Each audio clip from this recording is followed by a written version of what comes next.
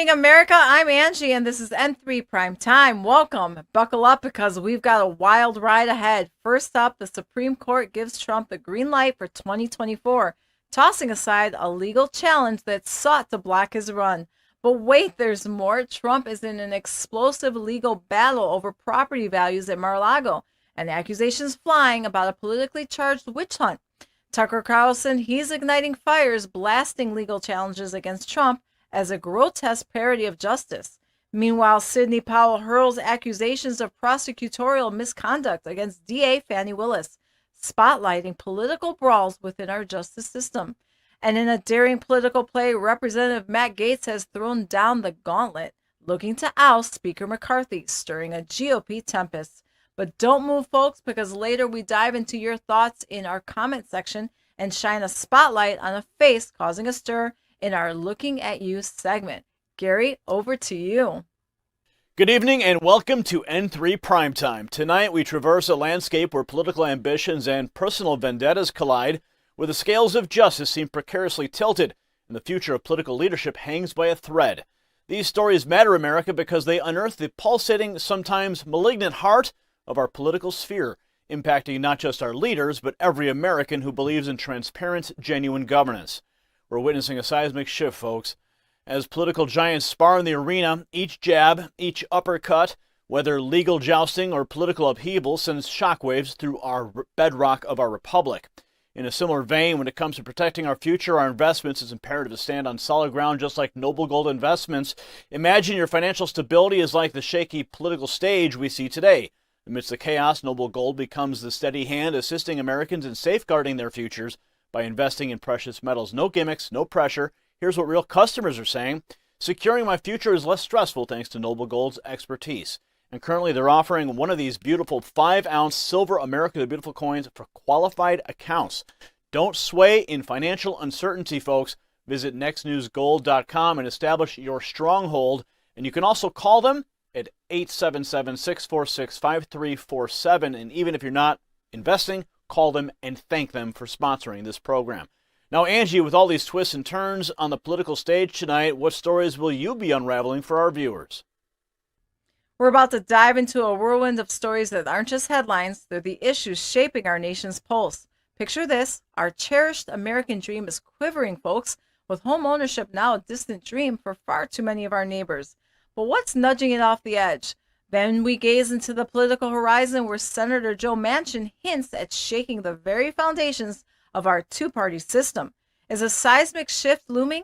Meanwhile, questions swirl around Attorney General Merrick Garland's impartiality amidst political storms. And from overseas, a stern warning from Israeli Prime Minister Netanyahu on AI propels us into a futuristic dilemma. Lastly, a teenage suspect embroiled in a heart-wrenching crime wave in Seattle throws the city into a crucible of distress and fury. These are not just stories, America. These are snapshots of our nation's triumphs, struggles, and crossroads. So why do they matter? Because every ripple in our political system cascades right to our doorstep, affecting each of us in profound, tangible ways. Stick with us as we unpack these pivotal moments, bringing the facts straight to you. Over to you, Gary, for our first story of the night. And now for a special report you simply cannot miss. In a decisive move that will undoubtedly send shockwaves across our great republic, the U.S. Supreme Court has firmly stood by former President Donald Trump. They declined to hear the desperate challenge by a little-known Republican presidential candidate aiming to thwart Donald Trump's potential 2024 win, all based on allegations tied to the events of January 6th. Trump supporters, the decision is a monumental victory, an affirmation of the process. But stay with us until the very end of this report. You don't want to miss our final thought where we dive deep into why this story matters deeply to every patriot in our republic. We're diving straight into a topic that's been heating up political circles across the nation. The question on everyone's lips, can Trump win in 2024? Can he run? Can he be on the ballot? Well, the U.S. Supreme Court, our highest judicial body, has answered resoundingly, yes, he can.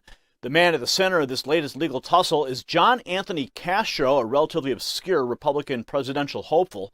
Castro attempted, some would say audaciously, to have the Supreme Court disqualify Trump from holding office because of the events of January 6th. Yet the Supreme Court chose to deny the case without even a hint of a comment. This turn of events should hardly be surprising. The essence of Castro's argument was anchored on the 14th Amendment, a Civil War-era provision originally tailored to bar former Confederacy members from office. He contended that the Capitol riot qualified as an insurrection as defined by Section 3 of this amendment, and Trump, Castro alleged, lent support to the insurrectionists through words of encouragement. However, let's take a moment to think. Do the events of January 6th really mirror the intensity of the Civil War? Most would argue they don't. It's a stretch at best. Still, this hasn't stopped Castro and those of a similar mindset from desperately latching onto this fringe legal theory. Now, on X, formerly known as Twitter, Castro voiced his opinion post-Supreme Court announcement. He still seems hopeful, mentioning pursuing decisions in liberal appellate courts and references an impending trial in New Hampshire as well as Arizona. It's fascinating, isn't it? How the mere possibility of a Trump 2024 win has some scrambling for the rule book attempting to maneuver anything to block his path. But before we proceed further, let's take a brief detour. Imagine, if you will, the scenario where you're battling sleepless nights, much like how Castro seems to be wrestling with Trump's 2024 win. It's in these times that you need Sleep Miracle Plus. Just as the Supreme Court delivered clarity today, Sleep Miracle Plus, recommended by Dr. Bruce Fong and experts at Sierra Integrative Medical Center, offer a potent mix of natural ingredients like chamomile extract, valerian root, ensuring that you drift into peaceful slumber. Its patented liposome delivery ensures maximum absorption. Don't let restless nights dominate. Dive into the rejuvenating power of Sleep Miracle Plus. And for those interested, there's a special offer waiting at GetSleepMiracle.com, 50% off, with auto ship and attempting buy one, get one free promotion. Superior sleep could be just a click away. Now back to our story. Trump's challenge isn't isolated. Activists, both liberal and conservative, in states like Colorado, Minnesota, and Michigan have filed similar lawsuits. Their claims to remove Trump from the 2024 ballot, often citing the 14th Amendment as their primary weapon. And now a fresh update from West Virginia, where a similar lawsuit has been thrust into the spotlight. A report from WTRF News revealed a lawsuit filed to keep the former president off the 2024 ballot, stemming from efforts by a Texas Republican, John Anthony Castro. This very individual has attempted to duplicate this effort across multiple states. Watch. But first, a lawsuit has been filed in West Virginia to keep former President Donald Trump off the 2024 ballot. Thank you for joining us for 7 News at 10. I'm Colin Roos. That suit originated with a Texas Republican named John Anthony Castro, who filed it in multiple states. Castro claims Trump can't hold political office because of Section 3 of the 14th Amendment to the Constitution. The amendment says that anyone who has, quote, engaged in insurrection or rebellion, unquote, against the U.S. cannot run for office. As it stands, Mr. Trump has never been convicted on those charges. We spoke to West Virginia Senator Shelley Moore Capito about it, who calls the whole situation ridiculous and says it's likely being funded by anti-Trump activists. We have laws in our state. We have a Secretary of State who's a very good election officer. And I think this is a ridiculous attack on former President Trump and on the Republican Party. So I would oppose that. And hopefully it won't get any more attention than it has now, because I think it's bound to lose in court. The version of this lawsuit filed in Florida has already lost in court. State Senator Ryan Weld of Brooke County had even harsher words, accusing Castro of lying about being a West Point graduate and calling it yet another political stunt. In Colorado, a coalition comprising of 6 Republicans and independent voters took action to block Trump from the 2024 race, once again leaning on the 14th Amendment. In their view, Colorado Secretary of State Jenna Griswold's branding of Trump as a liar and her assertion that barring him from the ballot would be tantamount to election interference hit the nail on the head.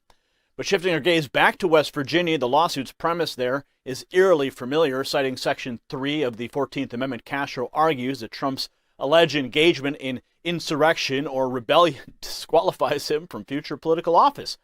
Yet it's crucial to underscore that Trump has never been convicted on these charges. West Virginia Senator Shelley Moore Capito weighed in on the legal maneuver, as you saw, lambasting it as ridiculous. In her eyes, the lawsuit, like many others, might just be another play funded by anti-Trump activists. She confidently states that we have laws in our state, we have a Secretary of State who's competent election officer. This is merely a baseless attack on the former president and the Republican Party. Her sentiments were echoed by State Senator Ryan Weld of Brooke County, who not only criticized the lawsuit but also accused Castro of fabricating claims about being a West Point graduate. To him, it's nothing more than a political ruse. Now in Minnesota, a group of voters voiced their concern, stating that Trump had breached his oath of office and engaged in insurrection.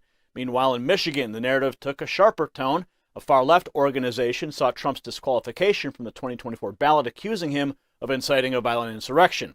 Their words were pointed. Donald Trump violated his oath of office and incited a violent insurrection, disrupted the peaceful transfer of power for the first time in our nation's history. That was a remark from Free Speech for People legal director Ron Fain. Amid these fiery claims, there's also been some pushback. In a significant and scathing ruling, Judge Robin Rosenberg determined that attorney Lawrence Kaplan lacked the standing to file a lawsuit seeking to block Trump from the 2024 ballot. While these court battles wage on, it's vital to remember that the political machinery is also in motion. In Arizona, the Secretary of State and former cartel lawyer Adrian Fontes is mulling over Trump's 2024 eligibility. In New Hampshire, the initial doubts about Trump's presidential run were put to rest as the Secretary of State confirmed Trump's place on the ballot. So this Supreme Court decision, though specific to Castro's claims, sends a very strong message. It underscores the resilience of our judicial system, highlighting its refusal to bend under political pressures.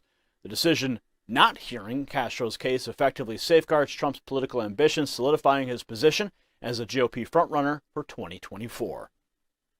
So tonight we've waded through legal intricacies, understood fringe theories, and recognized the fervor with which some factions aim to stifle Trump's potential 2024 ambitions. Yet, as the sun sets, it becomes clear that our Supreme Court has chosen to stand by the principles of our republic.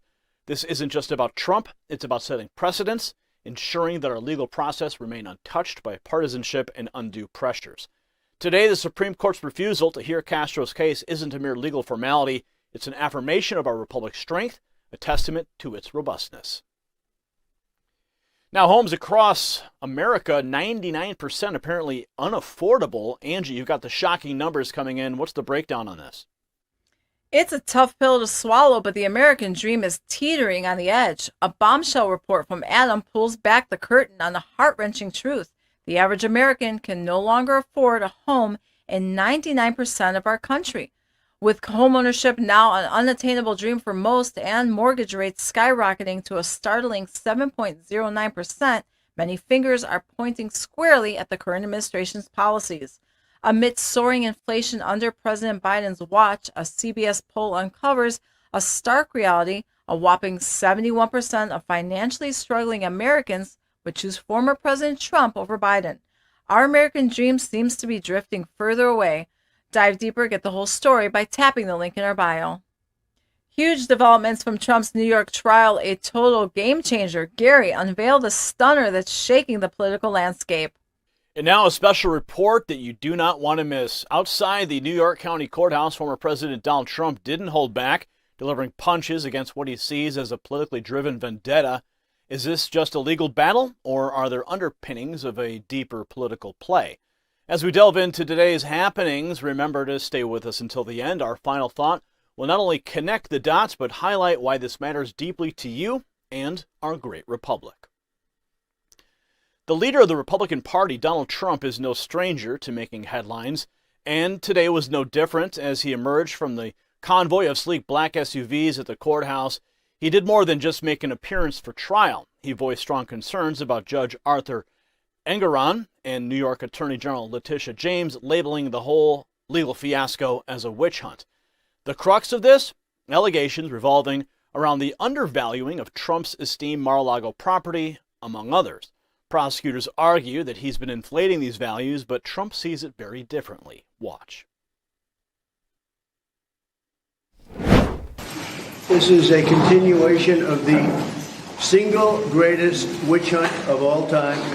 We have a rogue judge who rules that properties are worth a tiny fraction, 1/100th, a tiny fraction of what they actually are. We have a racist attorney general who's a horror show, who ran on the basis that she was going to get Trump before she even knew anything about me. She used this to run for governor. She failed in her attempt to run for governor. She had virtually no polling. She came back and she said, well, now I'll go back to get Trump again. And this is what we have. It's a scam. It's a sham. Just so you know, my financial statements are phenomenal. They are actually less in terms of the numbers used than the actual net worth. The actual net worth is substantially more. No bank was affected. No bank was hurt. They don't even know why they have to be involved. And they've so testified. They can't believe that they're involved because they were paid back on time. There were no defaults. There were no problems. And it was like a perfect client. In the meantime, people are being murdered all over the sidewalks of New York. There was no victim here. The banks were represented by the best, biggest, most prestigious law firms in the state of New York, actually in the country. Some of the biggest and best law firms, in all cases, the biggest and best law firms. That's who represented them. The banks got back their money. Again, there was never a default. There was never a problem. Everything was perfect. There was no crime.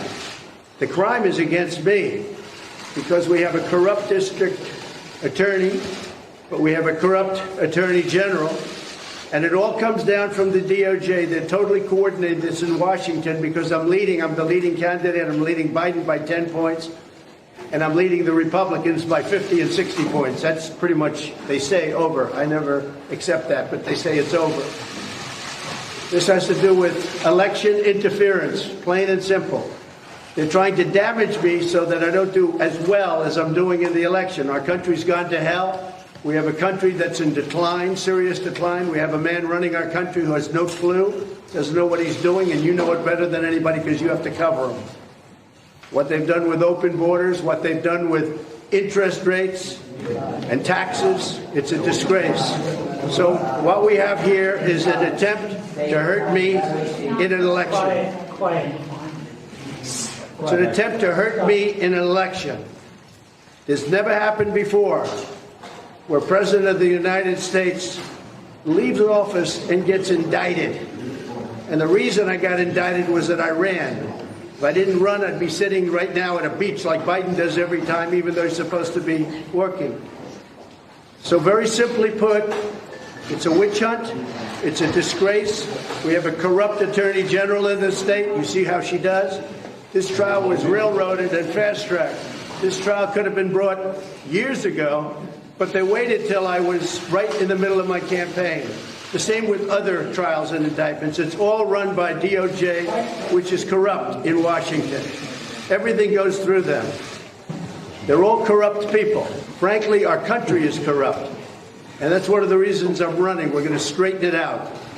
They have one property that's worth anywhere from 50 to 100 times what this judge put down as a value. Put down a value $18 million, and the property's probably worth, could be anywhere from 50 to 100 times more than that.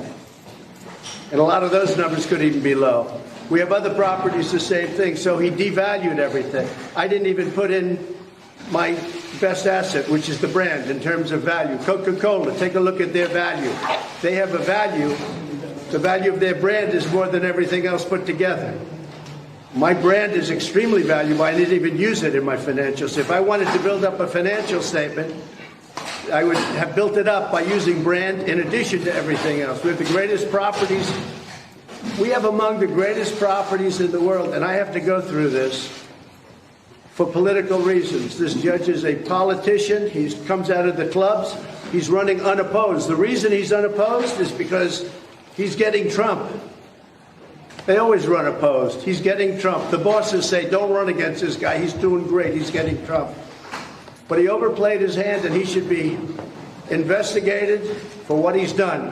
What he did in undervaluing these properties is a disgrace to our nation. This shouldn't be a case. One other thing. We have a clause in the contract which tells, essentially, buyer beware. The contract is very, very, if you take a look and you speak to the banks, and you will, I hope you speak to the banks, because the banks got paid in full. I hope you speak to the banks. But we have a clause in the contract. It's like a buyer beware clause. It says when you take a look at the financial statement, don't believe anything you read. This is up front. Don't believe anything you read. Some people call it a worthless clause because it makes the statement and anything you read in the statement worthless. It says go out and do your own research, go out and do your own due diligence. You have to study the statement carefully. Do not believe anything. In fact, it's so strong that people read it and they don't even accept it. They don't even want it. They don't even use it. It's called a disclaimer clause. It's very common. If you put it in, if you don't have time to do statements, or even if you do have time, people like to have it. This is what's called a full disclaimer. We disclaim the financial statements. But even with a full disclaimer, which immediately takes you out of any fraud situation and any litigation, and by the way, when the Attorney General found out about the disclaimer clause, she said, that's okay, let's go forward anyway. It's good publicity. These are corrupt people we're dealing with, the most corrupt people. We have a great company. I built a great company. It's got tremendous value. It's got some of the greatest real estate assets in the world. And now I have to go before a rogue judge as a continuation of Russia, Russia, Russia, as a continuation of the greatest witch hunt of all time. And I don't think the people of this country are going to stand for it. If I weren't leading in all the polls, or if I weren't running, I wouldn't have any of these cases. I wouldn't be seeing you this morning. But I'll be seeing a lot of you, because this is a horrible thing that's happening to our country, and we've got to get it straightened away. So we'll go in and see our rogue judge, and we'll listen to this man. And I think most people get it. People are getting it. I can tell you the voters getting it, because every time they give me a fake indictment, I go up in the polls, and that's never happened before. But this is a disgrace, and you ought to go after this Attorney General, because she's turning off everybody from coming in. You know, I don't know if you take a look at the outflow of business. Businesses are fleeing New York because of horrible, horrible attorney generals and judges like we have. They go to other places where they can be treated fairly and with respect. Thank you very much, everybody. Thank you. Thank you. Trump doesn't mince words. He positions this trial as the greatest witch hunt of all time, calling out the purported political bias against him by the New York Attorney General. He's fiercely protective of his brand and assets, underscoring his robust financial statements and asserting they might even underrepresent his net worth. Yet the former president is concerned, not just about the undervaluation claims, but about the broader business environment in New York. His argument that biased actions are driving businesses away. He also emphasized the unusual timing of the indictment, hinting at it being a politically motivated tactic to derail his upcoming election. Now, trials and legal battles are complex, often daunting, much like navigating the financial world. And speaking of values, do you ever feel like you're navigating murky waters when it comes to your financial future? Like Trump's Mar-a-Lago dilemma, you might feel undervalued or uncertain, and that's where Noble Gold Investments comes into play. They simplify the realm of precious metals. Don't take my word for it. Hear from actual customers, no pressure sales, just honest guidance. Right now they're offering a free 5-ounce Silver America, the beautiful bullion coin for qualified accounts. Don't stay in the shadows of financial uncertainty. Head over to nextnewsgold.com, because securing your future, like Trump's assets, deserves clarity.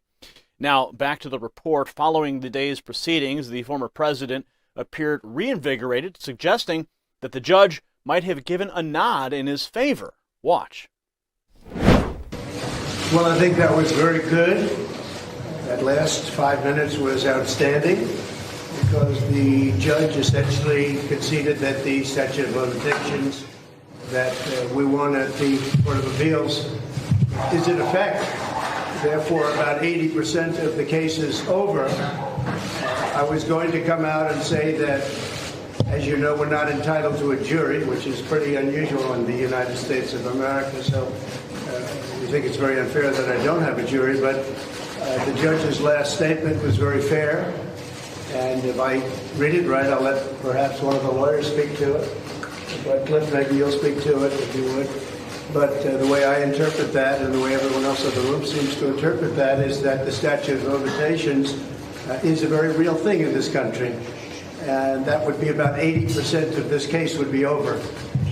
Could somebody speak to that, please? Cliff, you want to talk about that? Sure. So based on the judge's comments, at the end of the trial today, it would appear hear that he is agreeing that all the transactions that closed prior to 2014 are now out of the case.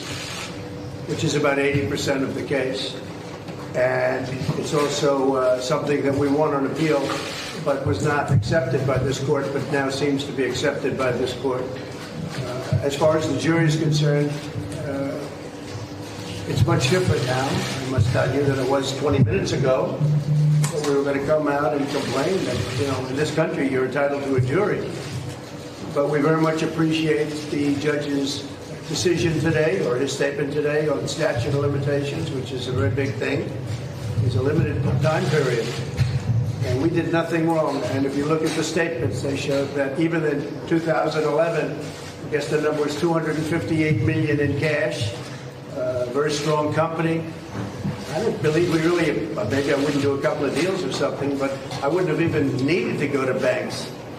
Banks loved our business. They loved our deals. They weren't defrauded. They lost no money. They made money. They had the finest attorneys that there are. Frankly, their attorneys were better than my attorneys. And they made a lot of money, and they considered me a very good client. I paid them back on time, on schedule.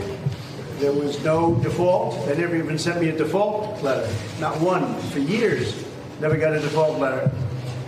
And there's no case here. There's no victim. The banks aren't a victim. The insurance companies are a victim. Everybody got paid. It's a terrible, terrible thing. This was for politics. Now, it has been very successful for them because they took me off the campaign trail.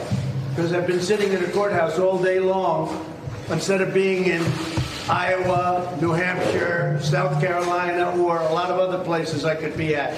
This is a horrible situation for our country. It's never happened before. It's election interference. They're interfering with the presidential election of 2024, and the people of our country see it. But this was a big, I say surprise, but it was a great credit to the court that the judge was willing to do this. He sort of overruled himself, and I greatly respect that. Thank you very much, everybody. Thank you. Are you back tomorrow? We may. Here, Trump expresses optimism, pointing out a significant detail. If the judge's acknowledgement about the statute of limitations on transactions before 2014 holds, then around 80% of allegations could dissipate. Yet he finds it unusual not to have a jury trial, seeing it as a deviation from the norm in our republic. As Trump emphasized his past financial strengths, he drew a clear line. His businesses were always liquid, and banks desired an association with him, benefiting from this relationship. The crux of the statement: there is no victim, suggesting political motives are the driving force behind the trial. He throws a sharp jab at New York Attorney General Letitia James, hinting she should tackle violent crimes instead of him. Now, Alina Habba, the influential attorney defending Trump, echoes these sentiments in her own fiery style. She challenges the claim that Trump's real estate enterprise inflated assets for strategic gains. Watch. I think there's reality, and then there's this world that they all live in, and they put on quite a performance trying to make it look like there was corruption that doesn't exist. And we got up and we made it very clear. First, let's start with something very basic. We are not supposed to be here doing this trial right now because we're not even sure what the scope is, because the appellate division hasn't said so. Now we're sitting here in court, we're putting on our arguments, and we're saying, wait a minute, you're relying on Michael Cohen. They played a clip from him today. I started laughing. They played a clip of Michael Cohen at the court case today. That was how they thought their strong point was. Let's start off with Michael James, Cohen. the Democrat Attorney General, led with Michael Cohen in court. Yes. That should tell you everything you need to know. This judge looked a little creepy with a smile. What was your opinion of him? I am not going to state it. I'm going to let you do it. Very good. I'll state it. He looked very deranged. So the vibe inside was what? The president was there. He didn't have to show up, but he did. Why did he show up? Because this is his company. This is his life. And people forget that President Trump, I hope they don't forget, you shouldn't, you can't. President Trump was a very important person before he was president. He was a successful businessman, which is why he was a great president. He built this company from scratch, and now they're attacking his business, the people that work for this business, and his children. It's uncanny, and he's not going to stand for it, because this is political lawfare. This isn't the justice system. This is political 100%. He needed to be there. He needed to look him in the eye. Does he beat this whole rap? He should. And if he doesn't beat it in this court, I'll tell you right now, we'll beat it somewhere else. This is the most ridiculous case I've ever seen. This is the most ridiculous case I've ever seen. That's what she proclaimed on Jesse Watters' Primetime. Yet despite all these legal tangles, Trump's 2024 campaign train seems unstoppable. He's been at the heart of 4 legal proceedings this year alone, but if anything, these challenges appear to be cementing his popularity among Republican primary voters. With Melania firmly by his side, Trump is navigating these turbulent legal waters, all the while setting his sights on a return to the White House. As we draw the curtains on today's extensive special report, it's essential to see the bigger picture. This isn't just about a property's valuation or a court trial. This story represents the broader tapestry of our republic's political and legal system. Whether you align with Trump or stand against him, understanding these proceedings and their implications is crucial. They signify the tussle between power and the law, between politics and justice. And at its core, this underscores the resilience of a man and the republic he wishes to lead again. Always remember, America, it's not just about the news of the day, but the waves it sets in motion for our future. Until next time, keep an eye on the horizon and stay informed. Now, speculations ignited over Manchin and a possible third-party run. Angie, light us up with the rapid-fire details in your news brief. A potential political shakeup is brewing, with Democratic Senator Joe Manchin hinting at a possible third-party presidential run. Expressing his discontent with the nation's polarized political scene on Fox News Sunday, Manchin's words ignited a flurry of speculation and debates. People aren't satisfied right now, he said, echoing a widespread national sentiment and presenting himself as a positive alternative, a bridge to more collaborative and centered leadership. While he stops short of confirming a run for the presidency, his candid comments reveal a readiness to carve a new political path and maybe even shake up our two-party system. Dive deeper, get the whole story by tapping the link in our bio. Gary, a must-see for all. Tucker staunchly defends Trump in a fiery segment. Over to you for the deep dive. Ladies and gentlemen, there's a storm brewing in the American justice system, and at the center of it all is none other than former President Donald Trump. But this isn't just about Trump. No, this is about our republic, our basic freedoms, and the very principles our nation stands on. As renowned newsman Tucker Carlson puts it, it's a grotesque parody of everything our forefathers envisioned. You want to see what he has to say about it, and believe me, you don't want to miss our final thought on this special report. As we delve into the unfolding narrative, it's important to understand that this isn't just about politics or personal vendettas. It's about the heart and soul of our republic. Our story tonight starts with the renowned and often outspoken Tucker Carlson. In a recent fiery monologue, he's shown a spotlight on what he calls an attack on President Trump that is not so much legal as it is theatrical. In Carlson's eyes, what's happening to Trump isn't a legal procedure. It's more of a show, a grotesque parody of the system our forefathers created, to quote him directly. The former Fox News host doesn't hold back in his critique, going after those he believes are using the system to their advantage. And at the heart of this supposed parody is one name, Arthur Engoron. But is Engoron just a symbol of a bigger issue? A justice system that's been hijacked by those hungry for power and control? Carlson's segment specifically highlights a case where Donald Trump appeared in a New York court due to a civil case brought on him by the state's attorney general, a case so politically charged it's designed to keep him out of the White House. Trump, as Carlson details, is accused of inflating the value of collateral used to secure loans that he's already paid back with interest. To put it bluntly, there's no victim here. The banks assessed the risk, took the loans, made their profit, yet Trump and his children face the possibility of losing everything that they have built. Sounds outrageous? Well, take a closer look with me, folks. Watch. Just this morning, Donald Trump appeared in court in New York in a civil case brought by the state's attorney general that was designed explicitly to keep him out of the White House. That case is part of a larger legal barrage against Trump that so far includes a total of 91 felony counts, every one of them politically motivated. But today's civil case is especially absurd. In fact, it's hard to overstate its ridiculousness. In sum, Trump stands accused of inflating the value of collateral used to secure loans that he has already paid back with interest. In other words, there is no injured party in this case. The biggest banks in the world assessed the risk and they made a profit, as they almost always do. Not a single person was defrauded. For this non-crime, Trump and his children are in the process of losing their homes and their businesses. Here's MSNBC's live coverage of the hearing today. And as you watch, pay special attention to the judge in the case, Arthur Engoron.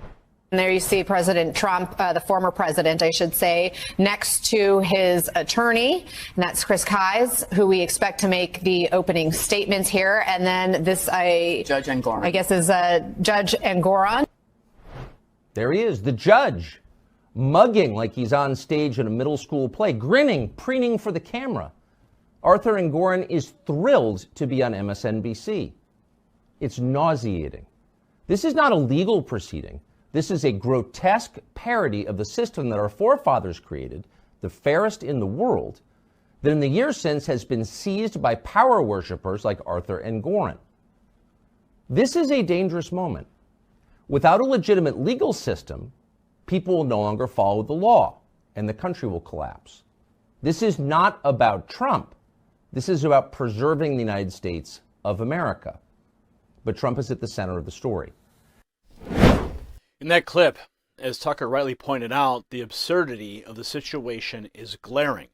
Engoron's behavior, mugging for the cameras during a live proceeding, is nothing short of shocking. It's behavior unbecoming of a judge, especially when overseeing such a high-profile case. Carlson's words ring true. This isn't a legal proceeding, but a mockery. As we dissect this, let's take a moment to think about our own paths and habits that help us stay focused on our goals.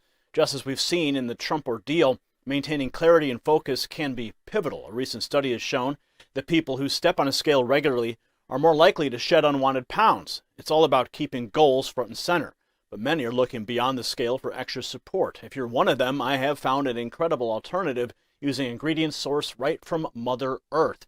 It aids in weight management, curbs those pesky cravings, and even boosts metabolism. And guess what? This month only, there's a 51% discount. To grab this deal, simply go to trimwithgary.com and don't miss out. Now back to our story. Carlson's concerns aren't just about Trump. He's raising a flag about the very fabric of our nation being torn apart. If our legal system becomes the playground for the power-hungry, what happens to the average Joe? To the principles our republic was built on.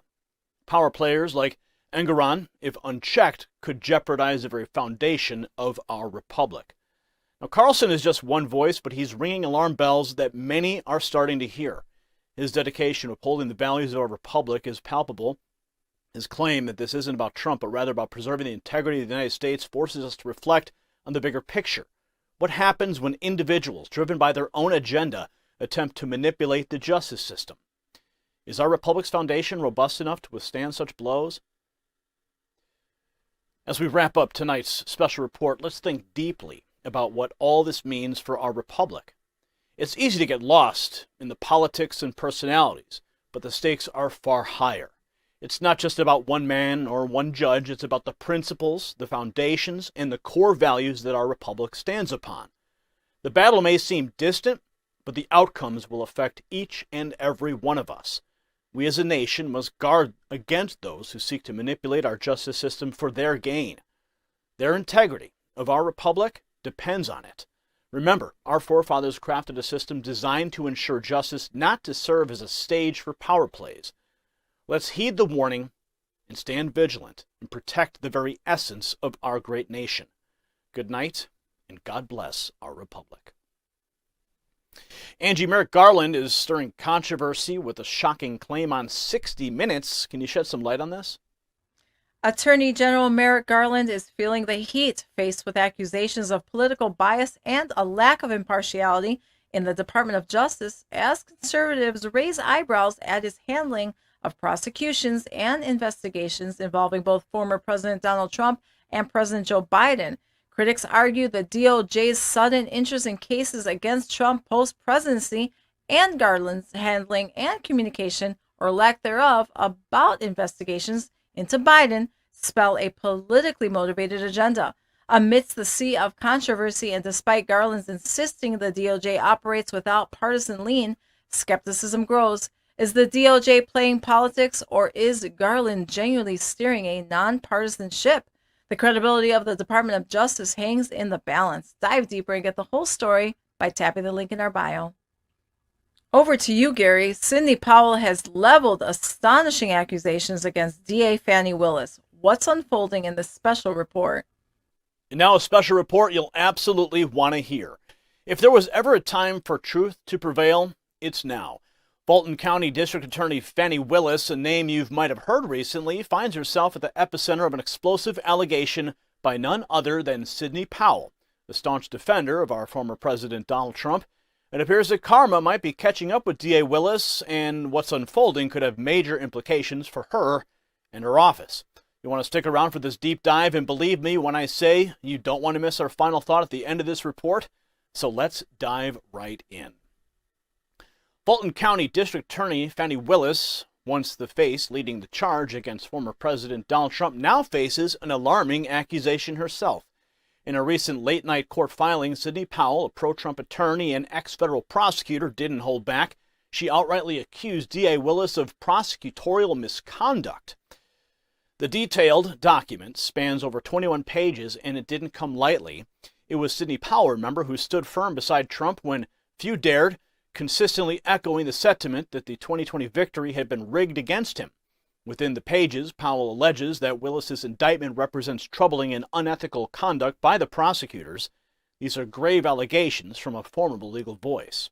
And according to the Messenger, an even deeper look into the filing, inclusive of over 200 pages of exhibits, suggests that Willis' office might, whether intentionally or not, skipped over potentially exonerating material. That's right, material that might have vindicated or at least cast doubt over the allegations against those indicted. And Sidney Powell is not alone in this fight. Her attorney, Brian Rafferty, is echoing and expanding on her sentiments. He proposed in the filing that all charges against Powell should be null and void. And according to Rafferty, not only is the indictment against Powell unsettling, but it's rife with prosecutorial discrepancies. Most notably, Rafferty clarifies that Powell was in no way connected to the Coffee County events in Georgia. These events, if you recall, revolved around allegations that voting systems had been illicitly tampered with, a crucial component of the indictment. Now here's a twist. The Messenger sheds further light on the imminent trial. Both Sidney Powell and another Trump election lawyer, Kenneth Chesebro, are slated to face trial starting October 23rd. They've opted for expedited proceedings under Georgia's Speedy Trial Act. As for the other 17 defendants, their fate remains in limbo as no trial date has been pinned down. The deadline for Powell and Chesebro to make their pretrial moves was Wednesday, barring motions related to excluding testimonies. But on the same day, in another desperate filing, Powell raised questions about the indictment's specifics, or rather, the lack of them. She states, and I quote, fails in every regard to give clarity on her supposed crime. Now, we all understand the value of our muscles as we age, especially after hitting the 30 mark. Muscle loss becomes a bitter reality, leading to unwanted weight gains and even dangerous falls. I've been there, but here's a solution. I've found to combat this natural decline. I've discovered a product that boasts incredible ingredients like MyHMB, creatine, betaine, and vitamin D3. Think of it as a protective shield against muscle deterioration, like a legal shield in the face of baseless indictments. Beyond just protection, it enhances endurance and performance. You can claim yours at gainwithgary.com and enjoy a whopping 41% off with some extra surprises, or simply tap more below this video. Now let's continue with our in-depth analysis. The Fulton County Superior Court Judge Scott McAfee had a critical conference scheduled on a Friday morning in Atlanta with pretrial motions on the table for review. Now shifting our focus a bit, Ellie Honig, a renowned legal expert and ex-prosecutor, questioned the very basis of the indictment against former President Trump in Georgia. In his view, it was unnecessary and seemingly backed the Democrats' narrative of a pile-on. And to provide some context, last week, Newsweek uncovered that Willis had indicted Trump and a whopping 18 others in August based on a 98-page document. The charges, total 41 felonies, for racketeering alone. Each accused individual faces a daunting 20-year maximum penalty. Trump, holding his head high, entered a not guilty plea after a distasteful episode of a mugshot in Atlanta jail. Now, Honig believes that Trump is already in the crosshairs for alleged conspiracy in not one, not two, but 7 states, which includes Georgia, to rig the 2020 presidential election in his favor. And during a podcast on the Cafe program, Honig spoke about these allegations. He found the Georgia ones not only unnecessary, but also as potential ammunition to Trump's claims that this might just be an orchestrated Democrat Party attack. Watch. So, Ellie, if I recall, you were not a big fan of this case when it was first filed. Given how it's been conducted so far, how are you feeling about it? I feel the same. And we're talking about Fani Willis's case here, correct? Mm-hmm. I made the argument, I wrote a piece for Cafe, that Fani Willis's charges are unnecessary. And if anything, lend fuel to Trump's claims. I don't agree with them, but give him fodder that this has just become a Democratic Party pile-on. And the core of my argument is Jack Smith has already charged the effort to steal the election nationwide and in 7 states in particular, including Georgia. And so why is it in the greater good? And why is it in service of promoting public confidence in the fairness of this to have one of the 7 state prosecutors pile on with a charge of her own? I don't think it serves any greater good. I think it makes Trump's chances of getting convicted and punished higher if that's the only goal here. I mean, if that's the only goal, then all 7 states should. Michigan, New Mexico, on down the line should all be charging him too. But I think that would be ludicrous. So I think I disagree with the exercise of prosecutorial discretion by a state prosecutor, an elected county prosecutor, I should say, a partisan with a D next to her name, to bring a charge that has already, in substance, I know there's going to be different angles, but essentially been charged by Jack Smith. Now, he pointed out that the Department of Justice Special Counsel Jack Smith had already charged Trump over attempts to, as they put it, steal the election nationwide and in 7 states in particular, including Georgia. In his candid view, the indictment against Trump, especially the one in Atlanta, doesn't serve any greater good. It doesn't boost public trust in the fairness of the process. Instead, it might just look like another hit job, a pile-on, to use his words. And he didn't shy away from drawing attention to D.A. Willis' political affiliations. He remarked that I disagree with the exercise of prosecutorial discretion by an elected county prosecutor with a partisan with a D for Democrat next to her name. It raises serious questions on the true intent and motivations behind these legal moves. As we wrap up this special report, it's essential to reflect on why this matters to every citizen of our republic. Legal proceedings and the very pillars of our justice system must remain free from political maneuvering and biases. When the lines blur, when motives get questioned, when the foundations of justice are potentially compromised, it's a wake-up call. Sidney Powell's allegations against D.A. Fani Willis serve as a stark reminder that unchecked power and biased intentions can potentially tarnish the very essence of our republic. As citizens, we must stay vigilant, always seeking the truth and demanding fairness and transparency from those entrusted with upholding our laws. Because at the end of the day, it's not just about one case, one indictment, or one individual. It's about preserving the integrity of our great republic for generations to come. Stay informed and stay vigilant. Now let's go to Angie with a news brief. Apparently Netanyahu sounding the AI alarm in the UN Assembly. Angie, what happened there? Israeli Prime Minister Benjamin Netanyahu recently issued a grave warning to world leaders about the dangers and potential chaos stemming from the rapid advancements in artificial intelligence. He painted 2 possible futures. 1, a utopia with enhanced longevity, personalized healthcare, and cosmic exploration, thanks to AI. And 2, a dystopia where democracies are destabilized, minds manipulated, and unprecedented wars possibly ignited by unbridled technology. The Israeli leader's call to action is clear: navigate the AI revolution with responsible collaboration, ethical engagement, and unwavering focus on maintaining our freedoms and peaceful livelihoods. Dive deeper, get the whole story by tapping the link in our bio. Over to you, Gary, for a special report. Gaetz sparks a GOP civil war with Biden confirming claims. Details?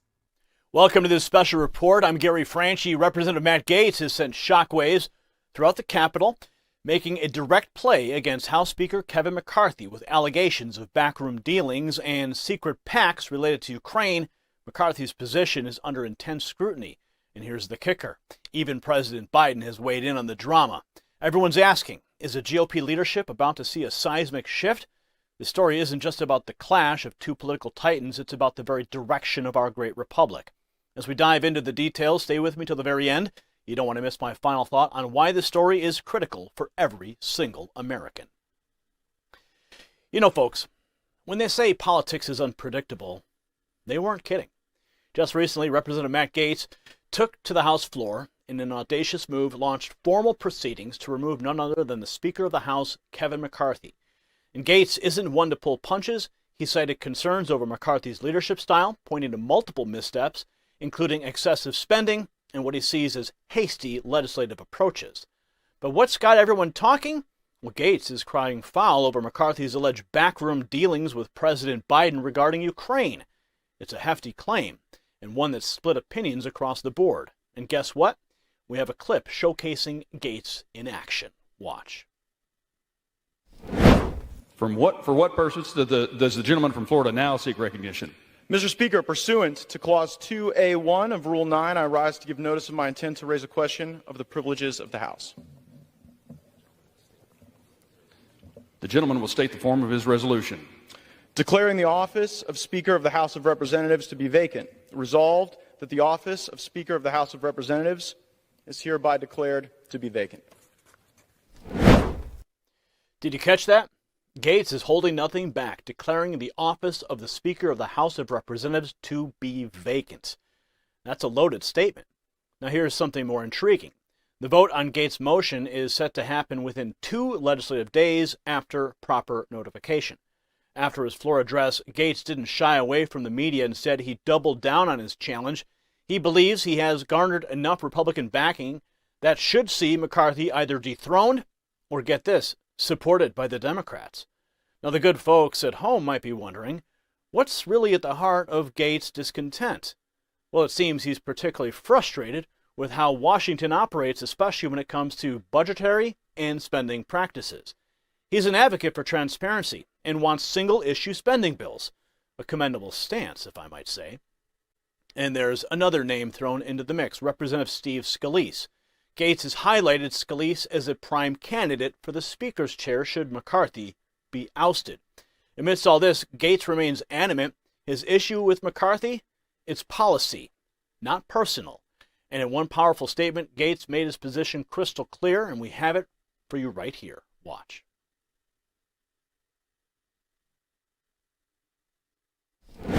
If there's a deal made with Democrats, the only deal is to make one with McCarthy, because I'm not offering anything and won't offer anything. And by the way, if the Democrats want to own Kevin McCarthy, they can have it. Because one thing I'm at peace with is when we stand here a week from now, I won't own Kevin McCarthy anymore. He won't belong to me. So if the Democrats want to adopt him, they can adopt him.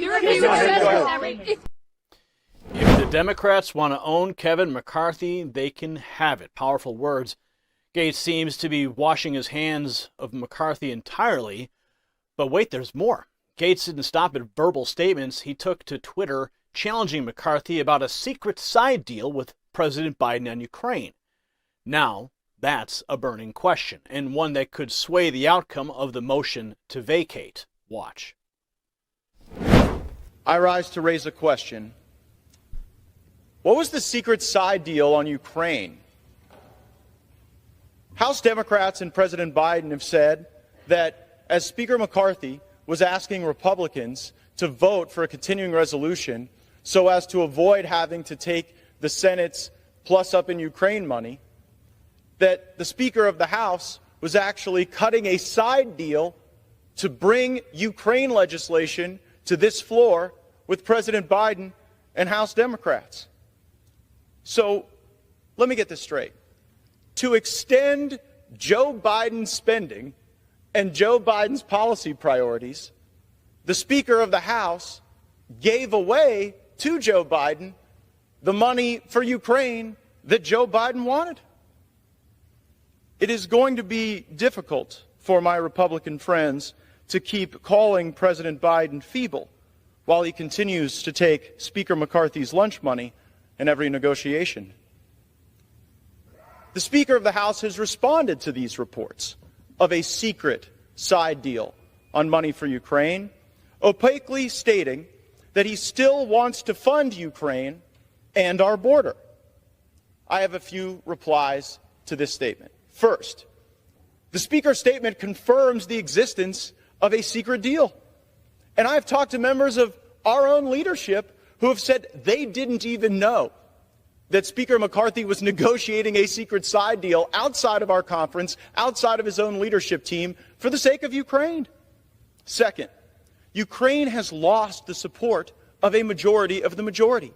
The last time there was a freestanding Ukraine vote on this floor, it was last week. 101 Republicans voted for it, 117 Republicans voted against it.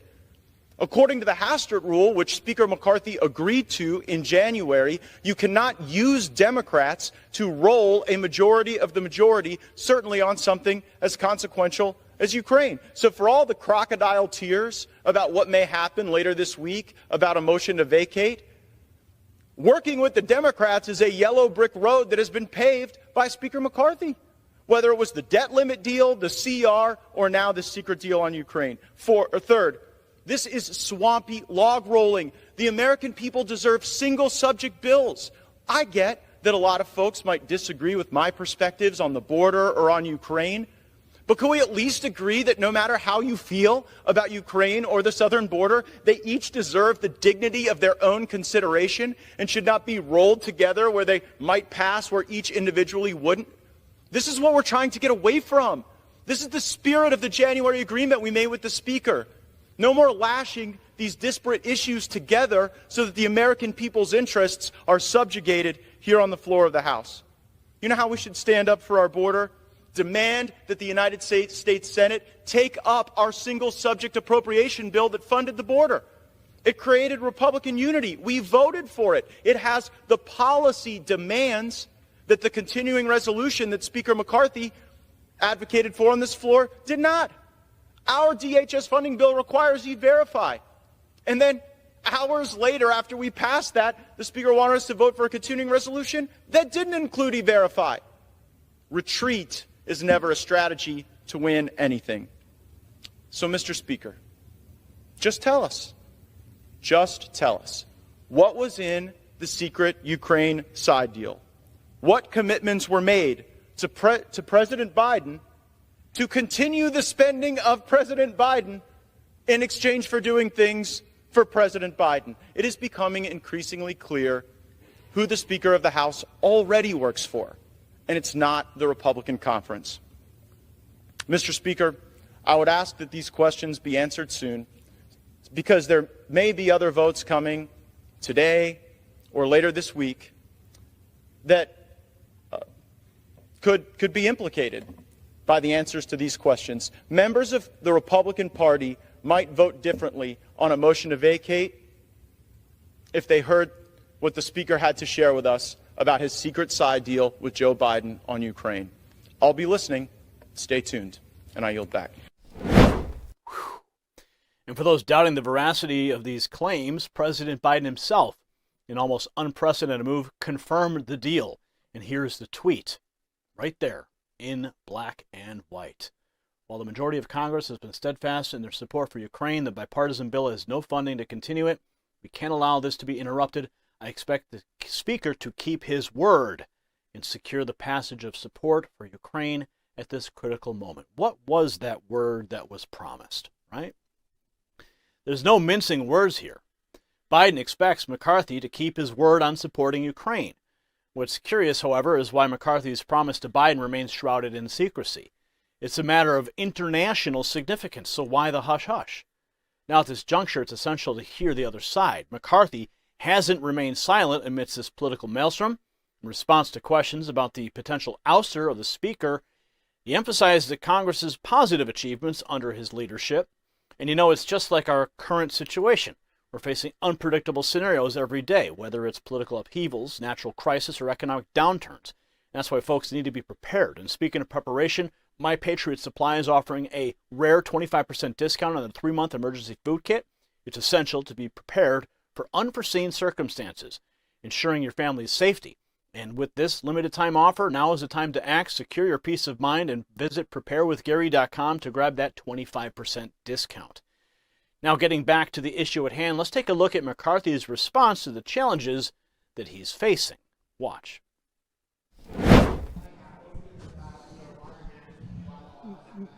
Mr. Speaker, if you lose this vote, will you continue? You start with the negative here. Let's be positive. The government is open. Last week you all asked me about was government going to be closed. No, government is open. Congress is back in session. We've already passed 74% of the discretionary spending for the appropriations we need to. The Senate has done 0. We're passing 2 more appropriation bills hopefully this week. That's what we're working on. And we're continuing to do our job. Yeah, but now there's possibly a vote to vacate. There would need 5 Republicans, if all Democrats to vote to kick you out. If you're ejected as Speaker, would you put yourself up for Speaker again? You always count me out, right? I'm just asking you the possibility. And I'm just telling you the same thing I tell you every time. I never give up. I think that's destructive to the institution. I think it's destructive to the country. And my focus is surely only on getting our work done. Secure our border, eliminate our wasteful spending, eliminate inflation, and make sure our streets are safer. That's our key place of what we're working on. You'll lose more than 5 votes. Have you spoken to any Democrats about? I haven't spoken to Democrats. Will you speak to Democrats?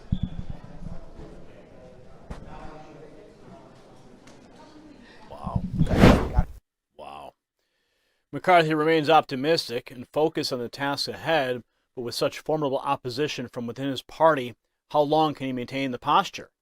The House is polarized with accusations and defenses flying. Gaetz' critiques have found both backers and naysayers. However, the core of the contention lies in Gaetz' claims over McCarthy's covert dealings with Biden on Ukraine. The fate of the speakership teeters, and the nation's eyes are firmly fixed on those unfolding in the events on Capitol Hill.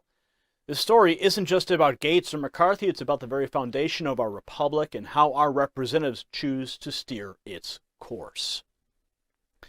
My fellow Americans, tonight's developments underline the deep fissures within our political landscape. What transpires on Capitol Hill doesn't just stay there. It reverberates throughout our republic. As Gaetz challenges McCarthy, this isn't just a GOP issue. It's an American issue. This story highlights the need for transparency, accountability, and most importantly, integrity in our leadership. As this saga unfolds, we must ask ourselves, what kind of republic do we want? One of backroom deals and shrouded pacts, or one of transparency where our leaders are held accountable? This isn't just about the position of a House Speaker, it's about the very ethos of our nation. Always remember, our leaders represent us. Their choices, their actions are a reflection of our values. Let's hope our representatives remember that and they decide the course of our nation's future. Stay vigilant, stay informed. Good night, America. Now, Angie's got a brief on a robbery suspect who's left stunned after a judge refuses his release. Angie, what are the details? In Seattle, a 16-year-old robbery suspect's jaw drops, folks, as the judge says no way to his pleas for release. This teenager, part of a group that hits numerous homes in the city's south side with a chilling focus on Asian families, shows his shock visibly when told he's not going anywhere. Picture this, the kid and his gang stealing not just cash and drugs, but hearts, taking precious, irreplaceable, sentimental items. And folks, in one case, a 10-year-old boy had to stare down the barrel of a gun. Seattle's in the throes of a 15-year crime high, and tensions are boiling over. Can the city reel this back? Is a tougher stance on crime the answer? Dive deeper, get the whole story by tapping the link in our bio. That is all the news I have for tonight. Now let's see what you had to say in our comment section. Gary, take it away.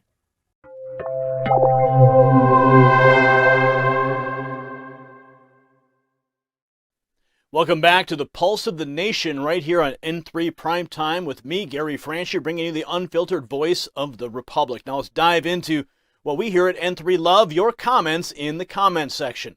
Today's thoughts brew from our video titled, House GOP Moves Aggressively to House Gaetz Amid McCarthy Threat. I know it seems like the temperature is rising among our loyal viewers.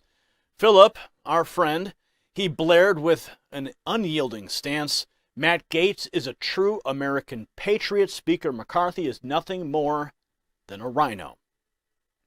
You know, Philip, we find ourselves nodding along to your fervor. A patriot indeed, a man who voices out for the people, thrusting through the storm of the political fray without faltering to the whispers of the swamp. Matt Gaetz persistently challenges the status quo, a tangible effort to keep the spirit of our great republic alive. And McCarthy, are you catching the notes from the song of real courage?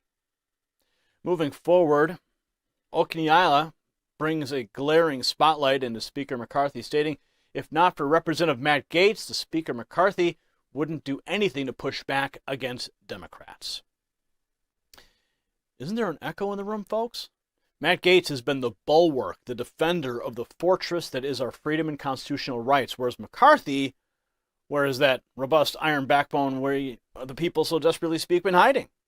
And with a fiery spark, Texas gal erupts. What jerks that make me so angry? Who will they do next? Marjorie Taylor Greene? Rhinos. We conservatives are not on your side, McCarthy. Well, Texas gal, your fervor is felt deeply in this studio. This game, this trivial pursuit where leaders who should be stalwarts are swayed by the political breezes instead of being steadfast oaks of conservatism, it enrages the soul. The establishment seems incessantly determined to undermine those who truly throw their punches against the liberal torrent. And Jimmy, you voiced the silent screams of many by saying, this pisses me off big time. They don't want good people in this government, Democrats and Republicans. We need a new party. Well, Jimmy, the bitterness, that acidic taste of betrayal is all too familiar. It's a glaring, disheartening acknowledgement of the divide and abyss that looms between the representatives and the represented. Your call for a new party underscores the hunger for an unyielding allegiance to the true spirit of a republic and not mere political theatrics. And finally, Vicky brings it all home. Are you kidding me? He should be the speaker. If they do remove Matt, we are lost to the demon rats. Good job, Republicans. Way to go. An alternate reality where the gavel of leadership rests in unwavering hands. What a dream, Vicky. A blow against Gaetz is undoubtedly a blow against those who stand resilient against the oppressive, freedom-strangling grasp of the left. My fellow Americans, these comments, your voices resound the undulating fear and fury rolling across our great republic. When leadership teeters, pandering to the whims and wafts of political expediency, it's the robust voices of citizens like you that become the beacon, illuminating the path towards safeguarding the core principles that our fathers and forefathers fought tooth and nail to preserve. Together we continue to be the stalwarts of this great nation, ensuring its essence, its spirit of liberty, and unyielding pursuit of justice endures for generations to come. I'm Gary Franchi. This has been the comment section on N3 Primetime. Keep your thoughts coming, and remember, your voice is the strongest weapon in preserving the sanctity of our great republic. And now, let's see who we're looking at tonight.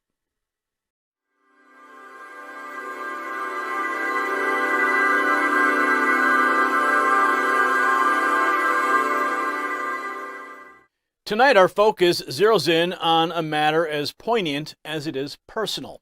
Hunter Biden, the son of President Joe Biden, finds himself entwined in the tendrils of the federal court system, painting an image not merely of a family, but of our republic laid stark before the watchful eyes of justice.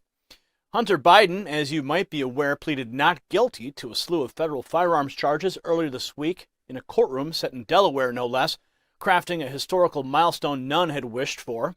A sitting president, offspring embroiled and tangled in a struggle with criminal charges under the scrutinizing gaze of our judiciary. The allegations, a false statement on a federal gun form and illicit possession of a firearm whilst allegedly indulging in illegal drugs. It's not merely a matter of legality, but one of integrity, morality, and the optics of leadership in our beloved republic. Now, Biden's appearance in the court comes with its own shadow, one cast by the refusal of Magistrate Judge Christopher Burke to allow a virtual appearance, necessitating a cross-country journey from California to Wilmington, Delaware, to stand before the charges. It isn't merely a matter of personal trial. It's a symbol, an epitome of a strife cascading through the political echelons of our nation. House Republicans, their eyes set firmly on President Biden, draw connections seeking truths as they escalate their impeachment inquiry into the president himself over purported involvement in his son's overseas business wheelings and dealings. The intricate web we see being woven here extends beyond personal tribulations of the Biden family. It reaches out, brushing against the very sinews of our republic, entwining the leaders of our land in a narrative that demands accountability, transparency, and above all, truth. The stakes here, fellow citizens, are not solely housed within the courtroom where Hunter Biden stands, pleading before Judge Marilyn Noriega.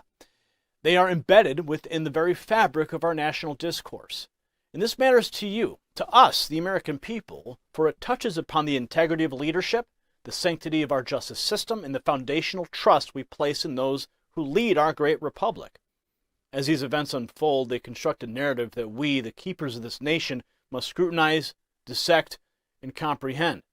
For an understanding, discussing, and demanding accountability, we preserve the very essence and vitality of our republic, ensuring that no individual stands above the steadfast, unwavering rule of law that binds this great nation together. In these moments, we gaze upon the unfolding drama, we define the soul of our republic. And so we keep watching, examining, ensuring that the stories unfolding today serve to build, not erode, the tomorrow we bequeath to those who follow in our footsteps. And that's why we're looking at you, Hunter. As we round out tonight's stories, it's not just the news we've shared with you, it's the pulse of our great nation. Think about it. From the hallowed halls of our justice system, debating the eligibility of a past president, to the tumultuous waves of legal and political controversies around Donald Trump, from the broad warning strokes painted by Netanyahu on the canvas of our tech future, to the stark, unsettling reality of dreams deferred for many Americans seeking to own a home. We've spotlighted stories on upheaval within our own political parties and unearthed the pressing issues confronting our justice system. And then there's the raw, undeniable reality on our streets, illustrated by a young robber in Seattle and the community grappling with a formidable crime wave. These aren't mere incidents, folks. They are reflections of our times, testing our resolve, our institutions, and our very principles. And why do they matter? Because at every level, they strike at the heart of what we hold dear: justice, transparency, opportunity, and the safeguarding of our future. As we gaze into the vastness of these issues, we're compelled to seek truths, demand accountability, and earnestly play our part in sculpting the path ahead.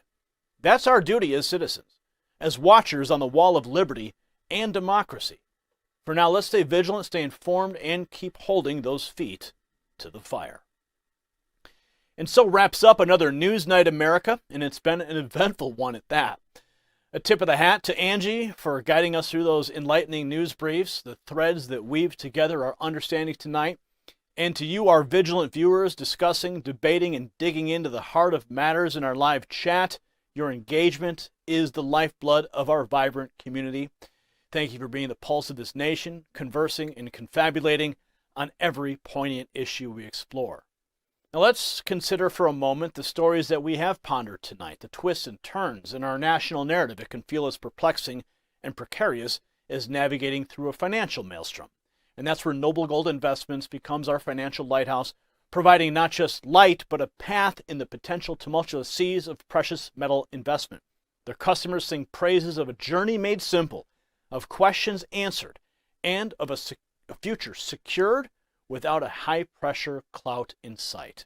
Noble Gold is extending an opportunity to steady your own ship amidst financial insecurity, suggesting pathways into gold and silver investments, and even offering a free 5-ounce Silver America the Beautiful bullion coin for those qualified accounts.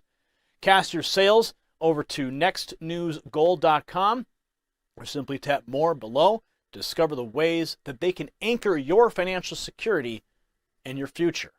You can also call them at 877-646-5347. The number is right down there on the screen. And even if you're not investing, I implore you to call them and simply tell them thank you for sponsoring this program. For without them, our voice would be silent.